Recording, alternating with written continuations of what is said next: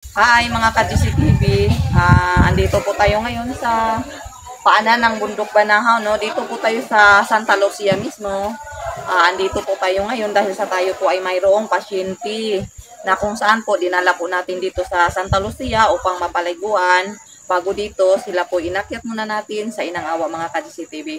At talagang ako'y nagpasalamat sa Diyos Ama dahil po kasama po namin ang ating sekretarya sa buong mundo ng Mapilindo, si Sir Dato Dilon po mga ka-GCTV. Salamat sa Diyos Ama, sa mahal na Diyos Ama, sa mahal na Diyos Ina at Diyos Anak na hindi tayo pinababayaan. So ngayon pakita ko po sa inyo ang pagbaba natin sa Santa Lucia. Kasama po natin si Ate Banji. Hi Ate Banji. Ayan. Magandang tanghali. Yan. At ito naman po ang ating kapatid mga ka-GCTV na ginamot ng ating kapatiran. Kasama po ni Sir Dato Odilon. So dalawa po kasi ang sakit ng tao, material and spiritual. So ang problema niya po ay spiritual.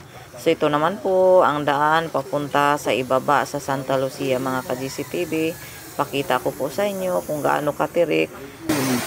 Una baging, tapos yung mga makaraan sinamahan nilang ng nylon na lubid. Eh sakit naman sa kamay.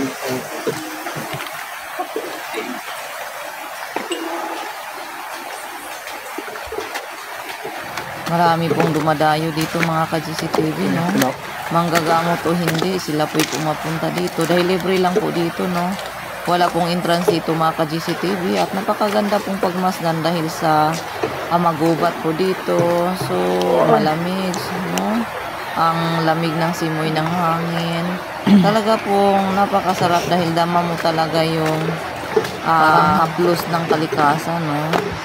Dahil makahoy po talaga dito magubat. At iba't ibang uri ng kahoy ang ating makikita dito mga ka-GCTV.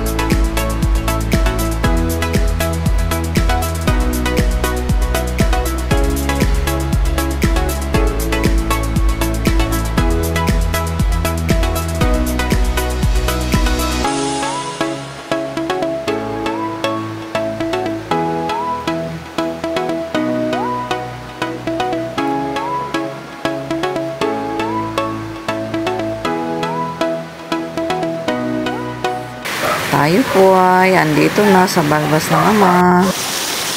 Ayan po si Sir Dato Odilon mga ka-GCTV, naliligo po sa banal na tubig.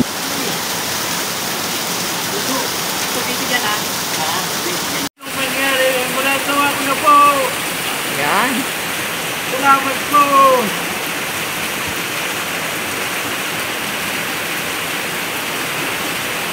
Gagawin ko po!